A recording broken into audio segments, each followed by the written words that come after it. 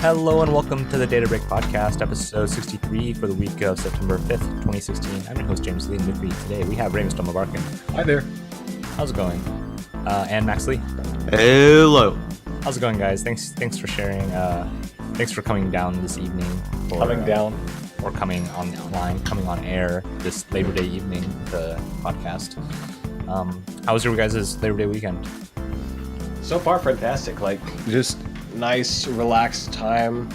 Spent some time with family and friends, and it's a weekend. You know, it's one of those things where you just have an excuse to hang out and hang out. Yeah.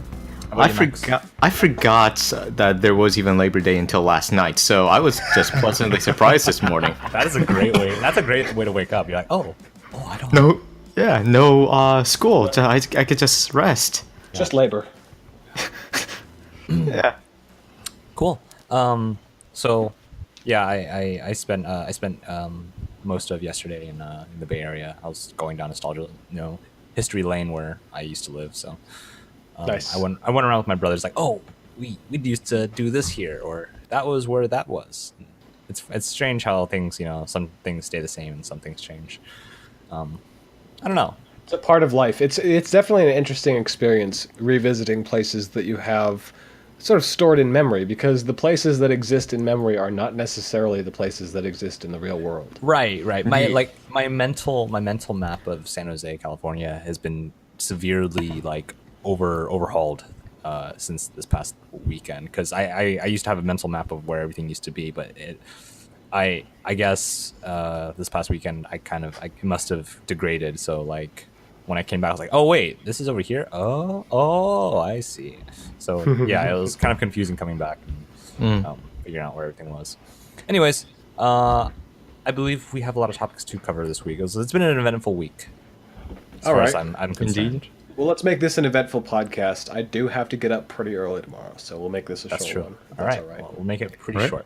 So we're going to get through the quick news first. Bad news. We'll start with the bad news. So Wah, wah. a few years ago, Google had an initiative called Project Ara, which was to basically create modular phones. So you could buy a phone, and then if you want a better camera, you could buy a better camera module, or more memory module, bigger battery module, faster processor module, new display, sure, why not? That initiative has now been officially discontinued, to little surprise of anyone, really. I mean, they cut fiber, they're going to cut Ara. Right. Yeah. Right. It is kind of sad to see these exciting initiatives that Google's taken and they're starting to scale back and kind of I don't know, go back to their old school sort of stuff. They're even killing the Nexus line, actually. Really? Really? I did not know Oh, that. yeah. Actually, I mean, this is just a small side note, but yeah, they're replacing it with the Pixel line of phones. They're going to call them Pixel phones. So it's new. It's an update, not a yanking it out from underneath everyone who already has it. Right, but it's kind of a silly thing to do. But I guess so. Anyways, Project Ara is so no more Project Ara is dead.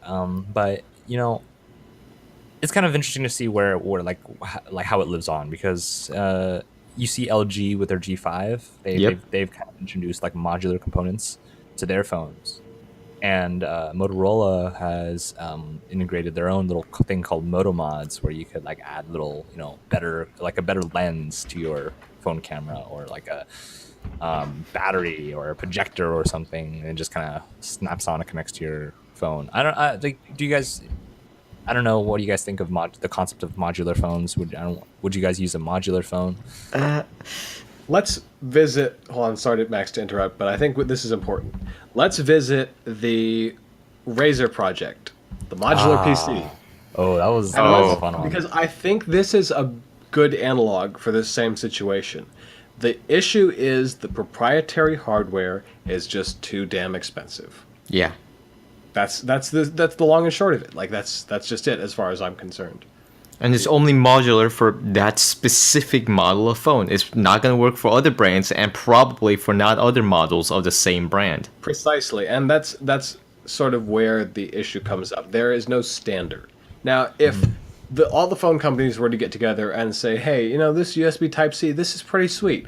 We should do X and Y with it. And then if everyone got together and decided that, we're gonna make it so that you can have a Google base, a Samsung camera, Sony speakers, and a Tesla battery. Just gotta lug it around and it's solar powered. Exactly. But it's gonna drive itself, so it's okay. Yep. And I think that something like that, something that we have already basically with things like micro USB, it's already here. We don't need modular phones. We just need compatible accessories, I think. And I think that for most people, it's easier to just I don't know if you can justify the purchase of a new phone with the upgraded camera, but plenty of people seem to do that. Oh no, like people the standard I believe people upgrade their phones every 2 years, right? Something like that. Yeah, thanks carriers. Yeah, I mean, honestly, given how fast phones are, you could probably get by for longer than that. But I could still get by with my Samsung GS3. I'm telling you. And no, go ahead. My Nexus 4 is probably fine. I mean, I've since gotten a new phone, but I probably could have gotten by with it. I mean, I probably would have needed to charge it every 30 minutes, but so the idea of modular phones in today's market doesn't really make sense considering how often we upgrade our phones anyways. Because the idea, I mean, take it for computers, for example. You make an upgrade to your phone. I mean, if you're not me, at least, you make a upgrade to your computer every couple years or every few years, or even if you're Macs, like every several years. Or like once. Yeah. Well, I mean, storage, right? Yeah. Once. But the point is that these are very long-term things. By the time you've upgraded you decide to upgrade your 8-year-old, like your 4-year-old phone, it doesn't even probably even support the latest Android software or whatever fancy new standard is available. So it doesn't make sense to have modular phones in the sense that you could upgrade when you feel like your phone is dying or getting outdated. So I suppose here's an important question to follow that up with. And so what exactly is it that we need, or so modularity is valued far underneath, I guess, it's not, is a phone scarce enough? Is it that hard to get the phone with what you want on it? That's really the question. Because if there's a phone out there with the screen size you want, and you accept the camera, and you're like, oh, it's got 4 gigabytes of RAM, that's pretty good. Are you really going to go nuts over customization? Most people won't, which is why the modular phones like the G5 and all that don't really sell all that well. They feel more like gimmicks, apparently, to reviewers and such. I mean, it is a gimmick. It's a huge gimmick. Think about that. Think about the number of people who have a practical application for changing their phone. Now, let me talk about this for a minute. Do you know about Project? I think it's NASA's Node. I've not heard of it. Is it what's it for? Is it for? God, it's not the Node. It's hold on. The typing sounds like from a sound effect from a TV show. Yeah. They use these MX Blues. Okay, so it's called the Node Plus platform, and it can be outfitted with an array of different sensor modules, I'm quoting, for detecting light, gases, temperature, motion, and more. It can store or transmit data to a smart device using Bluetooth wireless technology. So, what are you supposed to add this to? Is it like a phone? Is it like a little widget? Is it a? They have a little widget that you hold, and then you attach the sensors to it, and then it processes that information and sends it to your phone. And what is interesting about this is I'm pretty sure it's open source. No, okay. So it's open to independent developers. In the summer of 2014, the company held an international Hackanode challenge, offering a total of $16,500 in prizes to developers who build or integrate existing sensor functions with the Node Plus platform using their own apps.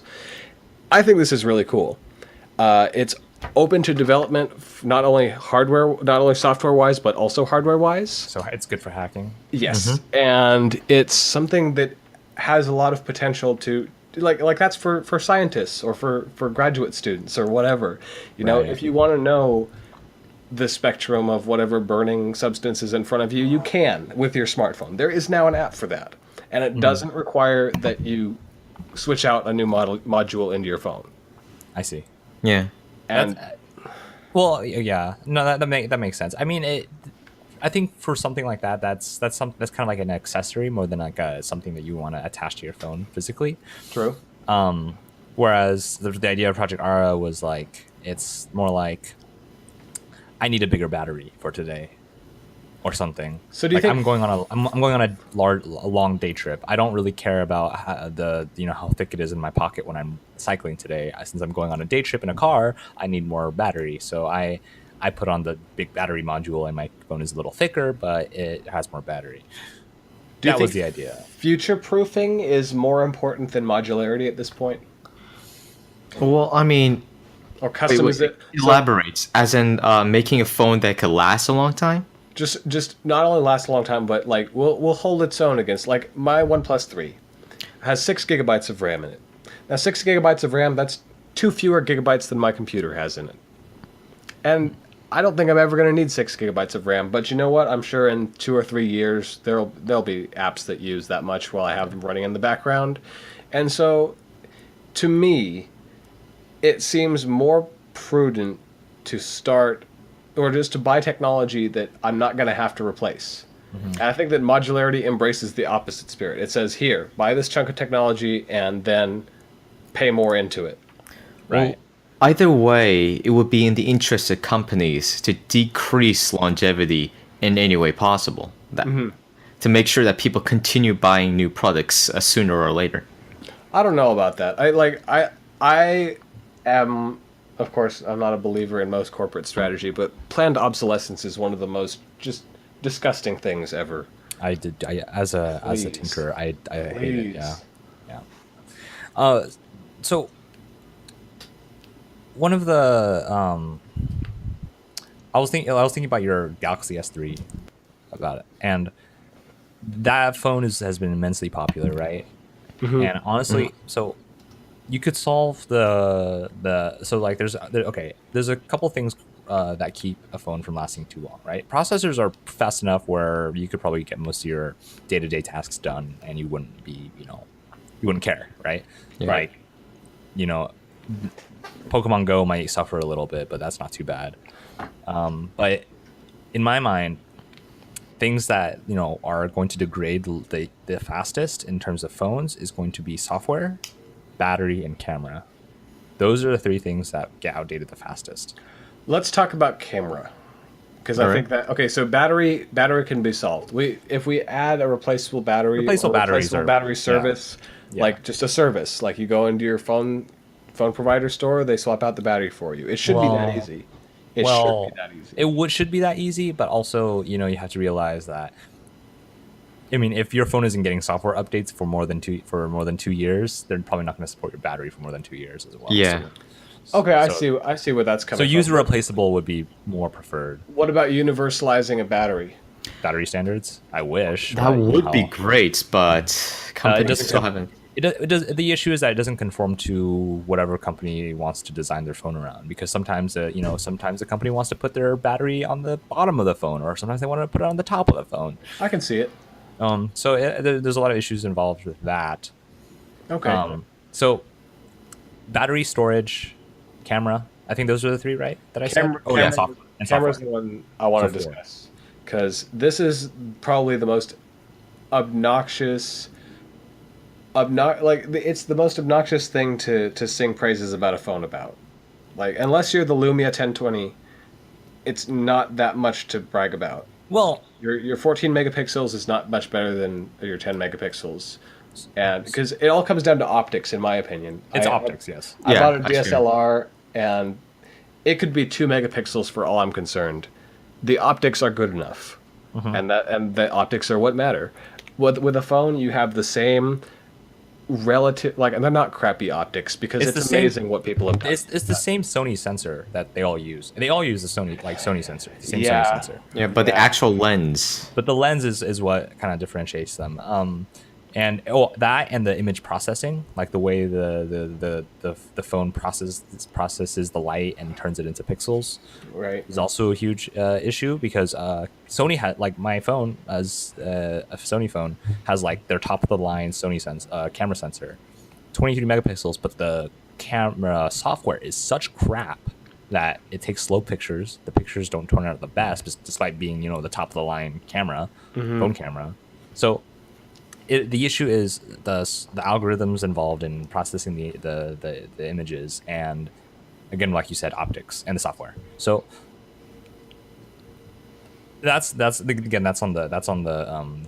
that's more on the software side and less on the hardware side, right? I can see, yeah. Yeah. So no, but you're right though. Like the hardware itself is not an issue. Like I mean, other than the optics, if you have solid optics, then everything else is fine. Everything else doesn't need to matter, right? Yeah, but I guess the thing is that it's amazing how much emphasis is put on the camera on these phones. Like, let me just for example, Apple's got a line of advertisements now that are just like things Taken with an iPhone. Yeah, taken with an iPhone, and it's been around a while. Okay, They do But- take good photos though. Those Oh, they- phones, True. they're fine, but they're mobile phone photos. All of them are like recognizably mobile phone photos. They might have put it in black and white, but it's mobile phone photos. they're getting better. Yes, but that's happening across the board.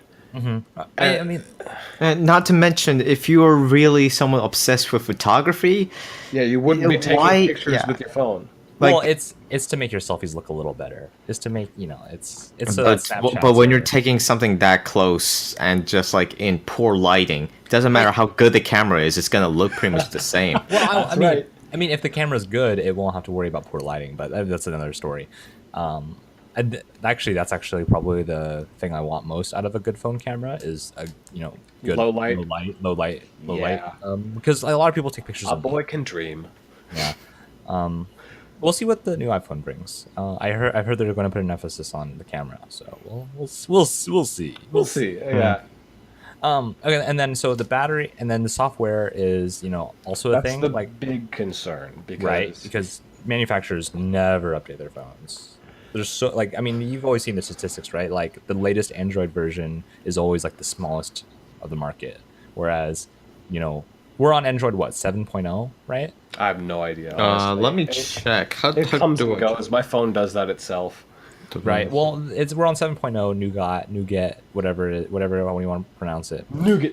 But like I think the vast majority of phones are still running Android 4.4. Kit Kat. I'm on 6.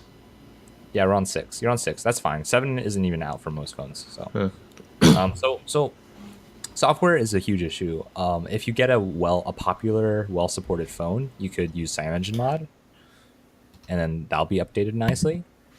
But again, it's an issue of who's updating your phone and how timely are your updates. And then then storage is you want micro SD on it. Those are the 3 things that will make those are the 4 things that will make your phone last the longest. Good optics right out the gate for your camera, storage, battery, and software updates. So if you have those, you don't really need a modular phone. Like everything Yeah, else I is just agree. nitpicking. I agree. I think that's hitting the nail on the head. Yeah. I think we've exhausted this topic though. So let's, May I go on a tangent related to the phones? sure. Apparently, the Note 7 has been recalled for exploding, Oh, especially for users of the Gear VR, which is kind of like the worst place you want it to blow up. Did VR? Are you saying that the Samsung VR, Galaxy VR, is blowing people's minds? Oh my god. Yep, it's Oh an my God. explosive circumstance because Ouch. it overheats so fast due to the fact that it's apparently it both charges and Okay, it Discharges. receives charge and gives charge at the same time or something apparently with the new Batteries. VR. So Batteries. it just blows up apparently. They're It's a re- battery issue apparently. Yeah. The batteries are generally very prone to explosions and catching fire. So be careful with your lipos, boys. That's one of the reasons why I can't import like I can't properly import or I can't buy certain electronics. You can't buy certain electronics without having to like take out the batteries or something like that. Oh. It's really strange with certain products. I've been looking around because I've been looking for like a good mechanical wireless keyboard. Yeah. So if I wanted one, I was thinking of getting the Happy Hacking keyboard, Bluetooth edition, but they'll have to take out the batteries before they ship it to me. Oh, that's kind of. So does I that mean, mean they're like double A's. They're still not. Oh, okay, nothing special, just regular batteries. Yeah. All right, okay. Yeah. I'll just replace it with N loops or whatever is popular.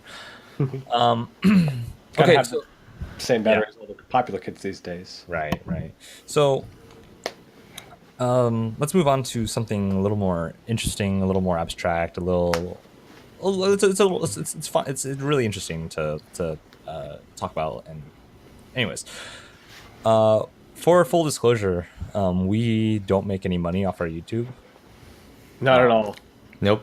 We wish we did, but There's no way we could. And now there's even less of a chance that we could because YouTube's updated their policy for monetization on their YouTube site, on YouTube. So if you want to make money off YouTube directly, then you need to conform to a certain standard, such as not being super controversial, no gore, blah blah blah blah blah. No profanity, no political activism. well, say if your YouTube partner, your advertiser is fine with it, then you're able to have that stuff in. But for most people, that's not the case. You have to follow the rules. I think this brings. I think you. And a lot of people are up in arms about this because they're saying, "Oh, YouTube is censoring my channel," which you I can think still that's upload your videos. funny. That's so funny. I know. Freddie Wong posted a really good like write up. It was a hot take. We're doing hot takes here, boys. By the way, a hot take on the recent change in policy, and he said that like it was really funny how people were like instantly just scrambling to the word censorship when YouTube introduced the policy. When in fact, they're still free to upload almost whatever they want as long as it's not crazy, like gore and beheading or porn or whatever. But they just don't have to make money off of it. So I mean, first of all, let's. Well, it's not about making money. Hold on. It's not about making money. It's about pleasing advertisers. Right. So you gotta. I think this was mentioned in Freddie Wong's article, but the line needs to be drawn between censorship and reasonable business practices. This is more of a reasonable business. Come on, Reasonable. Like you can't expect to be entitled to monetize whatever the fuck you want to say. That's out of the question. Yeah, it's like slapping someone in the face and demanding money for the slap. Pretty much. And Well- like YouTube has been hemorrhaging money since basically the beginning. But Google has never made a profit off of it. So this isn't even to make money. This is to make sure that they don't keep losing money to the point in which they can't even support YouTube anymore. Right. Okay. Well, let's think about this for a moment. Okay, so YouTube Red is something that's come out recently. Indeed. And I have a free trial of it. I'm currently in the trial now, and let me tell you, $9.99 a month to browse without ad interruptions is gorgeous. It's gorgeous. It's perfect. It's great. I would much rather pay for Red than have advertisers on every video, and I'd much rather pay over Patreon for the people that I appreciate. Right. I do that with Mando Lessons. With Mando Lessons. That's a really good name, by the way. It is, and it's a good channel, and it deserves money. Like Wikipedia doesn't use ads because they're annoying. They just ask that people give them money. Just give them money. I get guilted. I really need to donate them money because I have for the past almost a year now. I've had a Google reminder that says donate to Wikipedia Oh God. every Saturday, every like Saturday morning, and I pushed it back every week for every like for the past like 6 7 months now, and I just keep feeling worse and worse about pushing it back, and I really feel the need to throw like $10 at them. I mean, But I'm always like, oh well, I could get a pair of like pants. I'll talk about that later. But I could get like a video game for this much, or I could buy lunch. the way I think about it is I'm buying lunch for someone I like. Like Yeah. that's just seriously like I don't spend Yeah. more than I'd spend in a meal. I'm not going out and donating like half all the money I get to No. charity. But Right. you know, there are some people who, through the things they do for free, Mm-hmm. they improve my life. Right. And I think that's deserving of pay. I think that this whole model where it's advertiser dependent assumes that people just will not pay for things that they like. I mean, to be fair, once you do add a price tag on it, the amount of people who are willing to pay for it like it does decrease. Yeah. Well, okay, but I think that with traditional media that makes sense. With the free distribution of ideas nowadays, though, and the information sharing communities that we have, I think it's becoming harder and harder to rationalize putting a price tag on content. Yeah, yeah, and I think a lot of people don't get this, but like people are very hesitant. Like outside of you guys, I would say I know very few people who are going to go out of their way to pay for an artist that they appreciate or something like that, or like a YouTube channel that they appreciate. Like like it's very hard for many people, and people just don't really put in the effort to realize, you know, the value in what they're getting. Right. So it's like you know, we're watching if I'm watching a YouTube video on, you know, like on this, you know, if I'm watching a YouTube video from the cool channel with my friends, like if I stop and ask, hey, do you think, you know, it'd be cool if we, you know, give these guys like $5 because this video is really funny, I kind of want to give them $5, right? I bet none of them would like even like think about that.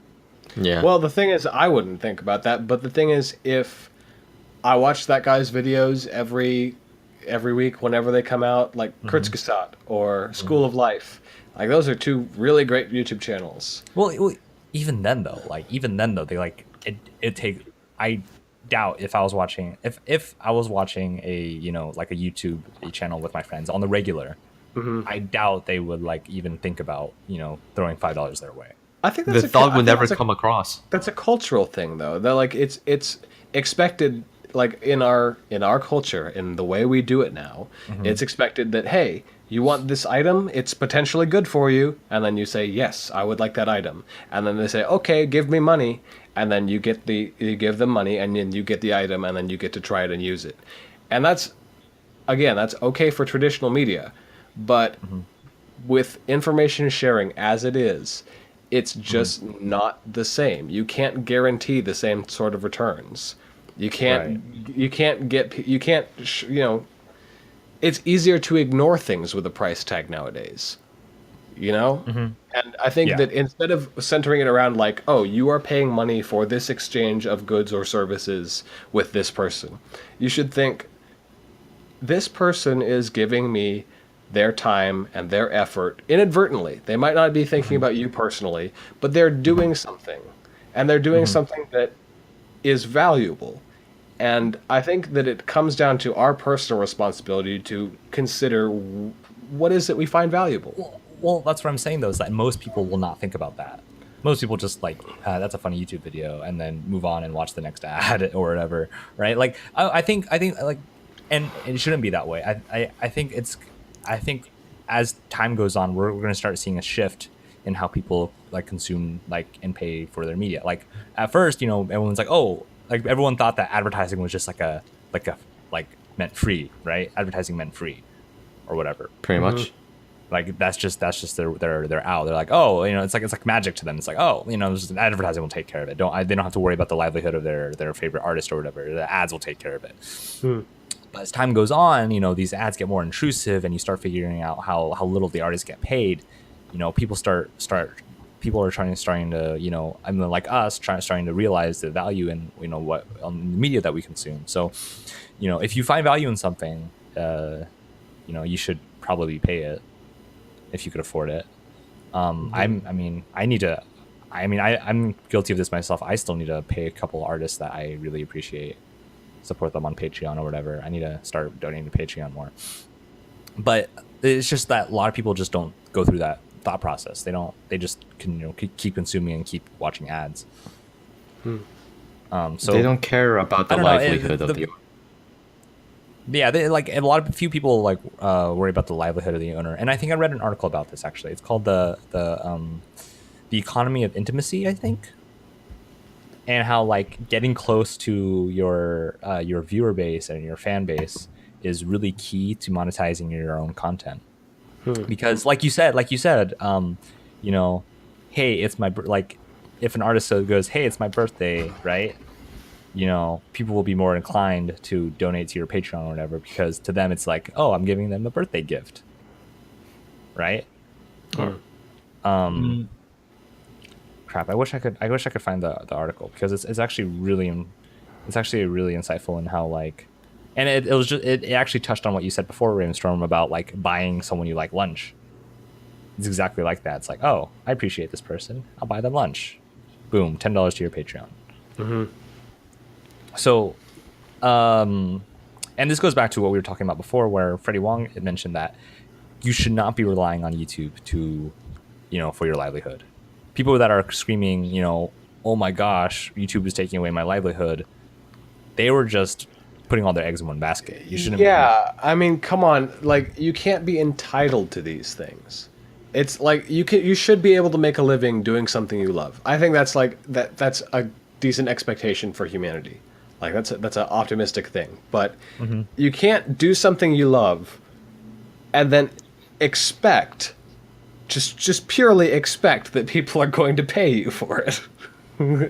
I mean, in the case of some people, like that's a dream come true for them. They get to stream their games or whatever, and they get millions of followers and little cents go in their bank account every time they release a new episode. But those people are just taking advantage of the current system. And depending on what that current system is, it could support some people, it could be terrible for others. It's all ebb and flow. It's just how time goes on. Yeah, so again, a lot of people are up in arms about this, and to me, it doesn't make sense. Yeah. Not to mention, the money. This is trying to make a connection to what Ravenstorm said. The amount of money, the success that these YouTubers get, the ones who make their living purely off advertisements, they're not really at the bane of their consumers. They're at the bane of their advertisers, who are not their consumers. So basically, they're tied to people who don't really care if they, make money or not. Yeah, I know a lot of people complain about selling out, and I mean sometimes sometimes it's justified, but that's up to you, honestly. Yeah. Right. But anyways, at the end of the day, they still have to they have to make ends meet as well. So if they're selling out, it's because they kind of have to. And that's why I heavily support Patreon. It allows people to directly support their favorite artists. Talking about Patreon. Patreon is a phenomenal way of supporting an artist, and it makes you feel good. Indeed.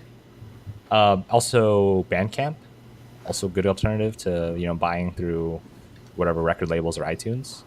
Okay. I've bought a few albums off Bandcamp.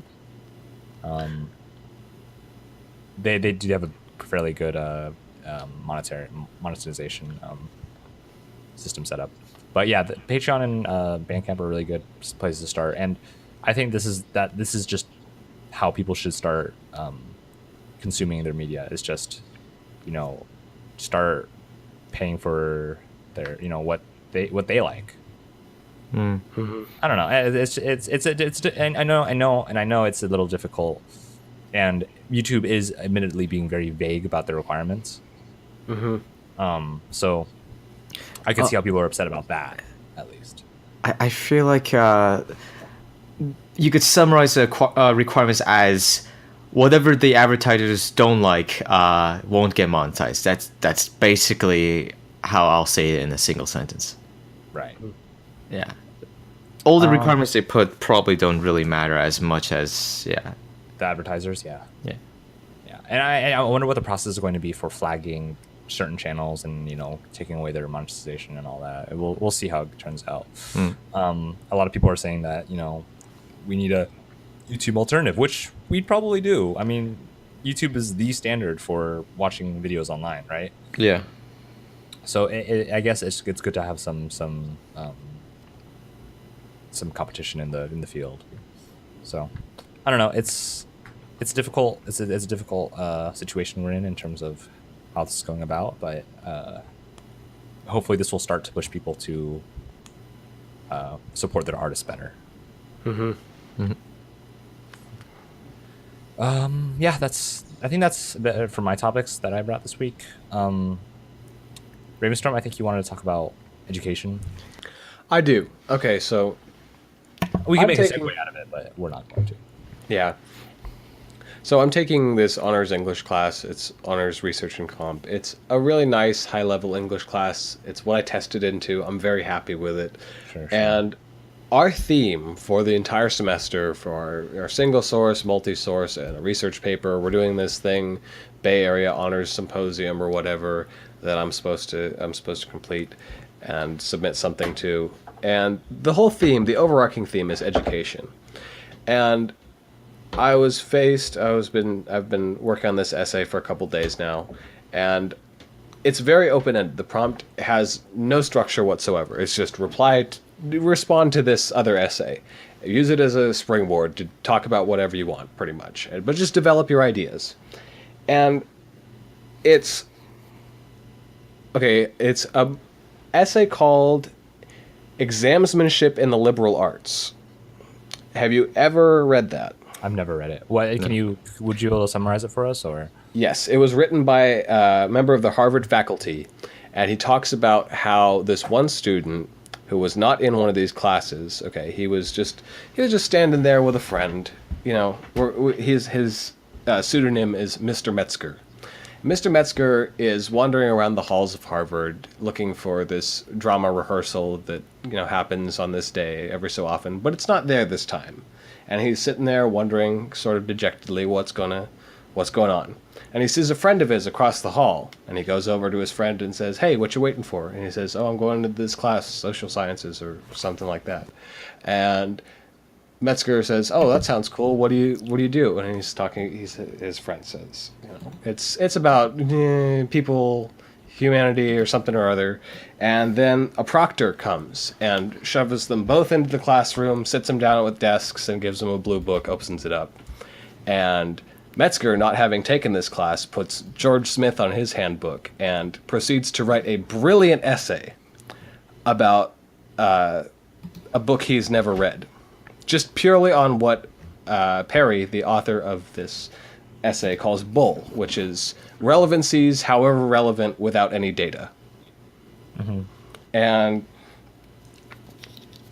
we had a discussion in class the other day, so that's what the essay is about mostly, and it's about how some students get by with this model of the world where a fact is a fact is a fact and it's absolute, and you if you know the correct answers, then you're doing just fine, you're doing good. But the reality is that in higher level education, that is not acceptable. It's not okay just to know facts. You need to know how the facts fit into things, how they relate to things, make them usable, And it got me thinking about the role that technology plays nowadays in the classroom. Now, remember back at Rio, when we were all in high school, when they bought those 4K TVs and those iPads? Sure, yeah. That seemed like a great use of education funds, if you ask me. Right? It's just like, how could you not learn when there's a screen in front of you? How could you not? It's kind of like an e-peen thing. It's like, oh, look at us, we've got state-of-the-art facilities. Your child will learn best with our state-of-the-art facilities. Yeah. When the facilities are less important, and like the curriculum itself is a little more important. Yeah. So, and we had a talk in class about plagiarism. Okay, and I asked the question, like, what if I don't know I'm plagiarizing? You know, what if I've just been reading some really good literature and I'm subconsciously parroting some of the ideas back? Like, how do I fight against that? And the answer is you just don't. Ripping someone off is ripping someone off, whether or not you know you're doing it. And with tools like Turnitin.com, we can tell this nowadays really easily.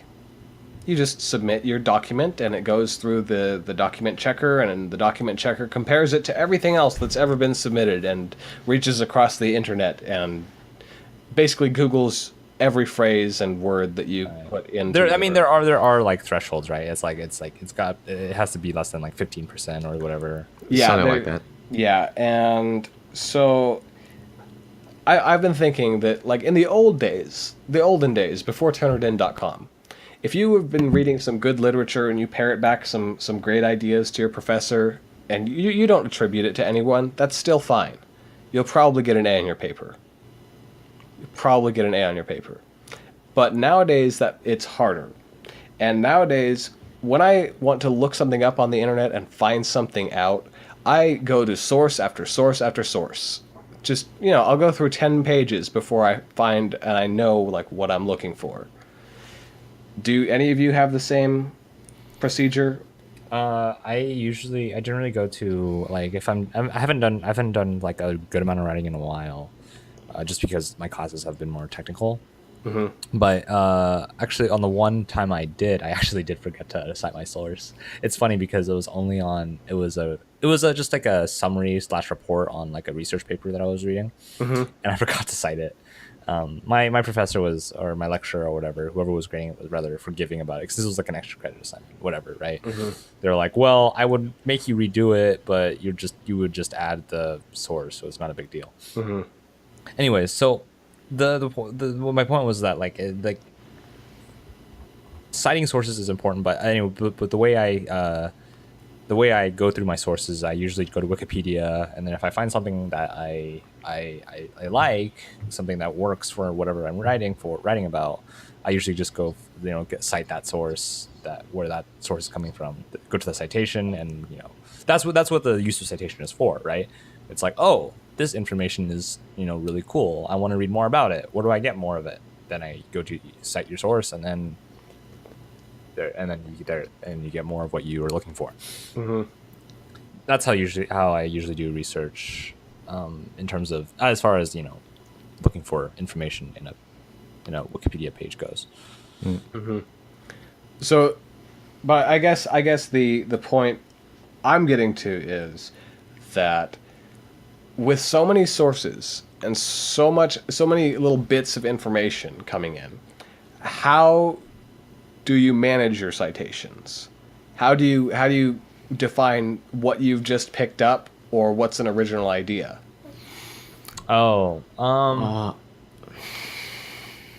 Because isn't every idea just a synthesis of ideas that Everything is a remix. True, but everything is a remix. I agree. I mean, if you know that what you wrote was specifically from an article or something that you were using for the essay, then that'd be fine to cite. But anything else might be just Analysis. Whatever goes. Generally, it's for from all the writing I've done so far, it's just been source and then analysis of that source. So the analysis will more or less always be original, so to speak. Mm-hmm. But the quote will, or whatever I'm citing is going to be need to be cited. I just haven't had the problem myself. Okay, well, it's not a problem so much. I'm sort of okay, so I think technology is changing the model of education. I think that a lot more now relies on basically how you assimilate knowledge. You're just taking from this source and taking from this source and effectively combining it into something sweet. Right, yeah, that makes sense. Yeah. And Yeah. and it makes things so much more available. Like, I don't need to go to class to learn things. I don't. It's just that now there are people, knowledgeable people, on the internet making resources for everyone to visit freely, to be educated, to know about their world. And when it comes right down to it, I think that the human knowledge is going to be massively impacted by the internet and by this. I mean, it's already. Oh, of course, It's already been going on. I suppose. I mean, the okay, yeah, I guess not human knowledge, but the process of higher education. We need more computers, and we need to teach people how to assemble knowledge better, how to know better. I see. Rather than Teaching what people to to learn. know. Yeah, Teaching people to learn. Yeah. Well, that's what the school system is supposed to be for. You know, the lower level school system is supposed to be for, but I think that's not the case. I agree. I think like they need to teach more techniques. Like a lot of people don't know how to Google. Yeah. Like, and by this I mean they Google one thing with one phrase. Yeah. Sometimes And then click the top link. like That's not people's Google. like people come up to me and like, hey James, how do you do this? I'm like, I don't know. Let's look it up.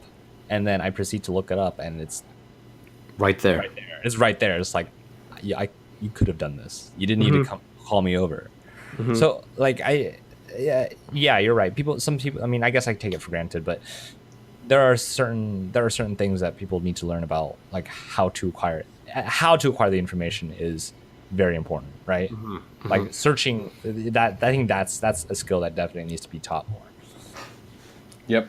Searching, and not only searching, but like determining the legitimacy of. There is junk content all over the internet.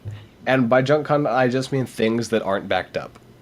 Yeah. That's all it comes down to. If you don't have backup for what you are saying, it's junk. If you're not citing someone who backs up what you're saying, it's junk. It's just not worth time. And there is just so much that does that unwittingly, and people use those resources like they're legit. You heard about the website Quora? It's like Yahoo Answers on steroids. Yes. Have you ever been on there? I try to avoid it. It's incredible, man. Like people I don't try to avoid it, but who know nothing about nothing just answer very specialized questions in very specialized fields, and most of the time it's one person who makes a good response and then a bunch of people making an ass of themselves. That's what it is most of the time. And even the best responses aren't cited. There's no link to other information. You just have to Google. And so Googling has sort of become this like meta search. You know what I mean? That you Google to make sure the things that you've Googled are correct. And this just goes back and back and back until you find a legit source. And I think that is actually going to cause a problem as the web expands and as our knowledge base consolidates. How are we going to determine what is whose idea? Well, I mean, what about through the usage of other search engines, such as academic search engines? Wouldn't that make those jobs easier? Oh, absolutely. I haven't had the chance to use any of those. They're pretty Interestingly, good. I know my community college has a database, full of academic articles and stuff, but I've never accessed it. They're I ought to do that. incredibly useful. My school, if I use my school account, I'm able to access a bunch of academic search engines, including stuff that people normally have to pay for, but all just tied to my tuition. So Seriously. yeah, so I could find articles that are normally not available to the public that doesn't pay, and it's incredibly helpful for either finding niche information or finding where the original source is. Yeah. Yep. So with all this bluster, I guess I want to get down to discussion. How is it that you think, both of you, James and Max and Taylor, How do you think technology is going to alter education? So I want to say that I was thinking about this actually, that because people are so different from each other, everyone learns differently, right? I mean, you know, suppose like that's how people generally are. People are just different, right? So people, by extension, would probably learn differently too. So I was thinking that maybe that people are going to start, they would learn differently. So teaching would be personalized, individually tuned to teach to you. However, while this is a good way to start, especially at the younger ages, you do kind of want that sort of focused teaching. If you had your own kid, right, like you'd want them to be taught the best way possible, right? So you want that to be individually tuned to them so that they learn the best. But at some point, I think that needs to start to fade away so they could adapt to their environment a little better and adapt to other teaching methods, because in reality you're not always going to be catered to 100% of the time. So I think maybe on like very early education, I'm talking about like preschool through elementary school, maybe you start seeing a little more, something more personalized, something more something more personalized to each student's ability and learning pace or whatever, so that they learn the best. Like they don't have to learn the fastest or learn the most, but they learn the best. So like they're better, they're adequately prepared to learn more or whatever. Um, and I think that'd be a good way to start, where using whatever the powers that be, the internet, magic, all that magic goodness, tr- um, artificial intelligence and stuff. I've been taking an artificial intelligence course at my How is university. it? Right now, it's just like we're talking about history. It's mostly history right now, but we're starting to get into like the logic behind artificial intelligence systems and stuff like that, and what makes things artificially intelligent. So if we use these sort of intelligence, if we sort of integrate artificial intelligence into education, we could, it's kind of funny actually, using computers that learn to teach our kids that learn.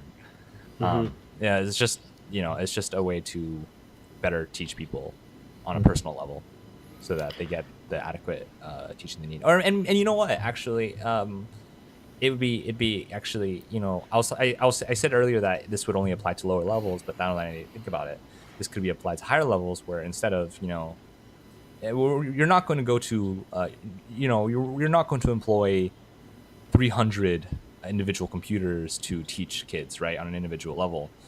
Not unless you're Rio. Well, I'm talking about like very complex systems of teaching, Oh yeah, I get you. I get you. like very personalized systems of teaching. It's very expensive and resource consuming, but perhaps lectures, you could go to lecture, and then if you need tutoring, then the tutor will be more tuned to your preference, and it'll explain things in a way that makes sense to you. Does that sort of make sense? I know I'm kind of Absolutely, rambling yeah. on here, but No, you're proposing something that's closer to the reverse classroom model, like where you go home and study Khan Academy videos, and the teacher is there to help you understand it rather than to tell you the information. It's something like that, except with AI. yeah.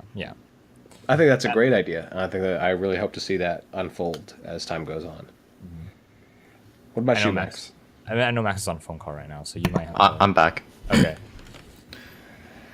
As far So, as yeah, go ahead. the individualized educational system, wouldn't that conflict with the divide classes by year and grade system that we have now, as in first grade, second grade, that sort of thing? So I'm like somewhat familiar with how like my mother kind of teaches like early education. Well, she's like works in early education, but and she told me that like these days, like ages at which kids start school are more wildly varying than they were. Whereas when we went to school, kids were always within 1 year Pretty Yeah. much, yeah. of our age, right? Like kids are starting to like start school later, earlier, based on what their parents see is best for them, which I think is a good idea. Because Yeah. some kids mature faster or slower than others, so it And let me makes tell you, sense. it's not going to be pleasant putting an advanced kid 3 years ahead. You know, like Or 3 years behind, or where it Yeah. should be. Yeah. So like so we're starting to see more of that, anyways. Does that Alright. answer your question? Or Yes, it does. So basically, we're already heading that way. You mean? yes, Yeah. but yeah. To an extent. To an extent. Yeah, like a more casual extent. Yeah, so we might see more formal and more advanced ways of And honestly, as much as people like to bemoan the state of our education system, I mean, kids are learning more. Yeah. Um, kids are getting smarter. I mean, they have to. So it's we're doing okay. I would like to see some cool progress being made, though. Yeah. yeah. Same here. No vision for the future, Max. I mean, not really. I've You can't see because the future's too bright. yet. I'm blind. Gotta wear No, shades. I've gotten very comfortable with just a conventional system in that I never really thought about where educational would advance to. Well, it's coming. It might not come for our time, for our people, but it will come for the people of the future. Well, I mean, the internet itself has already revolutionized education, right? I mean, I get a lot of my assignments online. I submit a lot of my assignments online. I do a lot of my assignments online. As a matter of fact, like, I don't really buy books that anymore. Pro tip, I would, if you're taking a math class, I highly recommend getting a hardcover of, like, whatever standard calculus book you're taking, just get the big calculus book. I like hardcover math books personally. I'm even considering like picking up a discrete mathematics book, like physical copy, so I could properly study. Because I mean, it's just easier on the eyes, personally. Yeah. And But- you have it in front of you. It's not like part of an. It's toward the unitasking philosophy. But like, I mean, having the PDF on hand is really useful, because I mean for Control F. Yes. That's Yes. enough, right? Cannot control F in a textbook. No, that's called your eyes, and it's a lot slower. Yeah. Much slower. Anyway, so we're starting to see it already, but we'll see. I want to see how far we could go with it. All right. Cool. I think it's time we check out. Yeah. But before we do, what have you guys been checking out? Which one of us? Oh, sorry.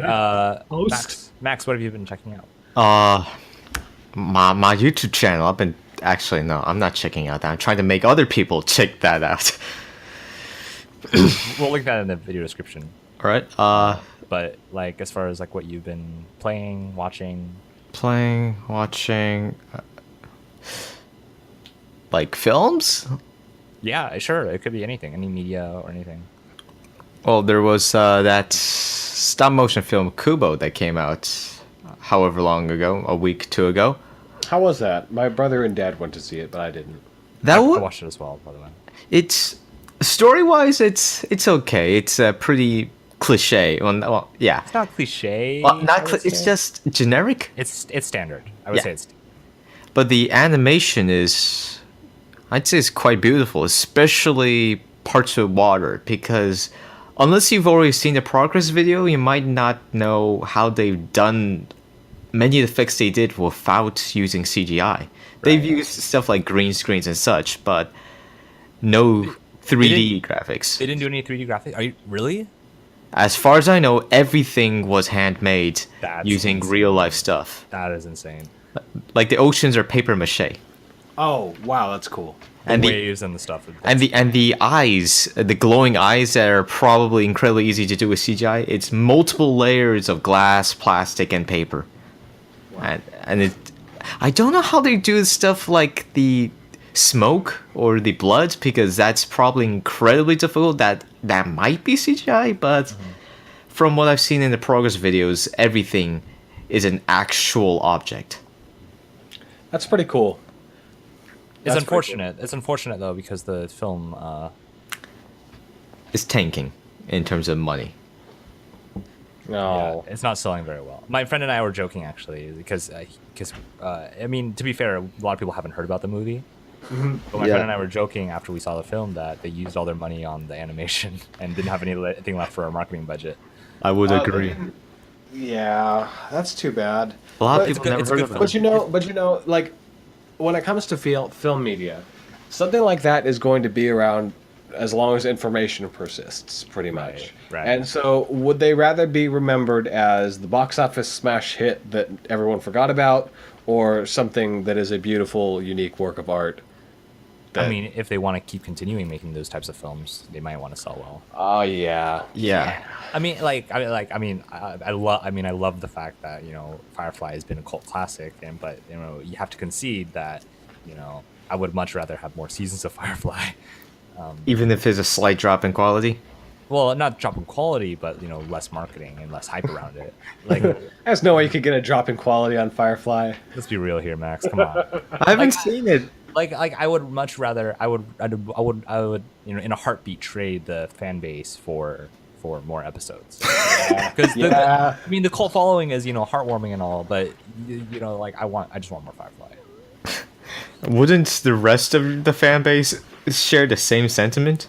That's the Not fact, necessarily. I think most people just like harping on the fact it only had one season. right? Well, Guys, it was libertarian-ish. yeah. I still I mean the series itself is also it had a lot of potential. It had a lot of place to go. Ravenstorm, have you have anything you've been checking out recently? Okay, so night before last night, I saw Saving Private Ryan for the first time. Oh. I thought that was a really interesting movie that brought up a lot of interesting ethical questions. Went a bit deeper and was a bit more moving than I expected it to be. But they did a really good job. Steven Spielberg at his best. Nice. Besides that, I went on a thrift town run. Got something like $160 coat for $20. It was real nice. It's this double layered canvas Timberland jacket. It's like a variation of an M65 field jacket. Oh, okay. Yeah, and it's built like a rock. Like I could live in this thing, and it was real cheap. Nice. Real cheap. Nice. And yeah, that got a pair of shiny new loafers, a couple sweaters. Thrift Town is an amazing place, but man, their prices have been jacked up in the last 2 years. I think it might have gone under new ownership or something, but That's just unfortunate. it's gone from like 70 cents, or maybe it's just when I started paying attention to prices, it was the middle of the recession, so Right. it's gone up from most clothes under $1 to most clothes over $2.50. So it's gotten up there, but then that encourages me to be more selective about my clothing in general, and I find some nice stuff there. I think most of the stuff I wear is thrift store, and I'm very proud of that. I don't. On a similar note, I rarely ever pay full price for clothes, and this week was no different. I'm trying to complete the hipster trifecta Ravenstorm. Oh, boy. What's that? I've bought my first pair of raw denim jeans. Okay, that's fine. Denim is a good investment. So yeah, there was a sale on these on Gap's raw denim jeans. Japanese, How do they fit? Jap- Is the question. Well, 'Cause fit I didn't is get everything. they're getting shipped to me right now, but Oh. I tried a pair at the store that I was at, and they do fit really well. But this Nice. Japanese selvage Yeah. denim, Yeah. and you want I got it for $10, dude. Oh wow. Free shipping. Good deal. And what was the original price? They're $100 generally. Nice. So I'm pretty. But how'd you happy. swing that? You got to tell me. So Tell us. you should just oh man, they're probably closed. But you should if I told you guys sooner, you guys could have just ran over to the Gap store or whatever in the mall, and then just go to the employee, ask them to order it Haggle online. furiously. You ask them to order it online for you. Ask them to order it online for you. on their like iPhones because they have like employee iPhones that you could check out on there, Oh, that's cool. and then they just order it for you for however like for like $10. I think it was $16, but there was like a sale for 40% off for that weekend, so it was like $10, which was Nice. pretty awesome. So like I mean, hey, $16 for a pair of raw denim jeans, I'd go for it. Yes, absolutely. Indeed. So I mean I would try see if they still have any in stock when if you get the chance. Man, pants. Just on this topic, pants are really hard to fit for me. Really? Like, what's your size? It's not my size. It's just the proportions. Like I have a 36 around. If you measure like Your thighs. yeah, Your giant quads. right. But then no, I just store. It's just body fat. Are you trying to tell us how much you squat, Ravenstorm? Yeah, I squat like 100. I can't lift my own body weight. You gotta help me back up.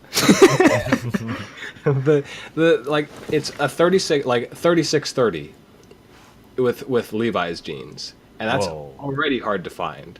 What the heck? That is a really strange size. And the thing is, that even fits poorly because it fits poorly in the calf and it fits poorly in the waist, and so it's pretty rare for me to happen upon a pair that actually fits, and then it's even harder to find a pair that fits and flatters. So I'm kind of like SOL as far as pants go. I mean, joggers are the solution. Joggers. Just They fix Yeah. everything. do. I mean, you also tailoring. You could always tailor. yeah, I need to learn to do that sometime, Yeah. sometime or other. Yeah. I'll tell you about that sometime. All right, but other than that, it's been Overwatch. Got plat. We got a plat. Nice. Yep. Mother. Oh man, I haven't even gotten there yet. I might have fallen back down to gold. I don't know. My brother got me. So what's your number then? I don't know. Is it I like don't know. 3,000 something? It's 2,500. That's plat starts at 2,500. I think I might be hovering at 24 something. I don't know. I just remember it was earned, and then I don't know what happened from there. I haven't been playing. I see. Congratulations on your new rank. Yep. Thank you. Now I'm in like the 55th percentile or something like that. Dismally average. Which means James and I are below average. No, you're getting there. You're still there. We're neighbors. Yeah, but it's more like, we live in these single-story houses and you're starting to build a mansion. Right. Just starting. Join me, guys. Start a community. All right. I think that's it for me, though. Yeah, okay, cool. Yeah. As far as I go, Star Citizen. My brother and I went on a space taxi ride. Cool. That ended in my brother accidentally closing his game and me getting kind of bored and getting thrown out in the middle of space. Oh. I see. Not because the driver got mad at us, but because I clipped through the ship. Is that something that happens commonly? Is it a glitchy game? Yeah, the game. I mean, it's an alpha, right? So a lot of things are broken, basically. But yeah, it's not uncommon for you to just clip out of your ship for no reason. Okay, so question: what if I paid a couple $100 for this ship? I mean, it's the thing is that like people they warn you that hey, this game is not finished by any stretch of the imagination. This is a work in progress. So You paid us $100 for that ship. You're a dumbass. that's on you, buddy. Yeah. So I can see it. I dropped like $40 on the game, and I'm okay with that. And I've had a good experience so far. So I'm okay. Nice. And then the Battlefield 1 beta is out, so I've been playing that. It's pretty fun. It's a pretty game. It's a pretty very game. pretty game. It's I like wish- quite optimized. Crashes very signature EA. Thanks EA Yes, for yes, letting a us lot know of- that you're working on the game. a lot of epilepsy moments for me at least. And I think that's it. I don't know if you guys have anything else to plug before we go. Any last closing thoughts? I got no plugs. No plugs. Same here. The ship is sinking. Okay. All right. It's time to close out, guys. Well, thank you for listening this week. I know it's one of the shorter ones, but we'll be back. We'll be back soon enough. Don't worry. In before 3 months. I just. Oh, Jesus.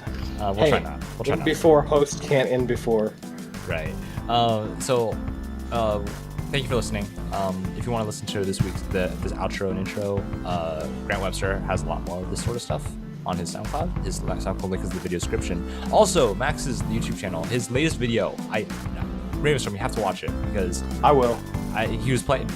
Max was playing Rust, and I kid you not, I was crying like at my computer laughing laughter. It was phenomenal. It was hilarious. You have to check it out. You have to check it out. It's just so funny.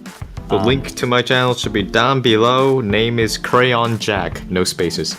No spaces. And I think that's it. If you want to find us, check out our Twitter. You can check out my Twitter at least, at the James Lee. I haven't plugged Twitter in a while actually. And obviously our website is addendum.com. We have articles on there for you to read, videos for you to watch as you see fit. And without further ado, thank you for listening. On behalf of Ravenstorm, Max, and myself, we'll see you next time. Goodbye. Nice.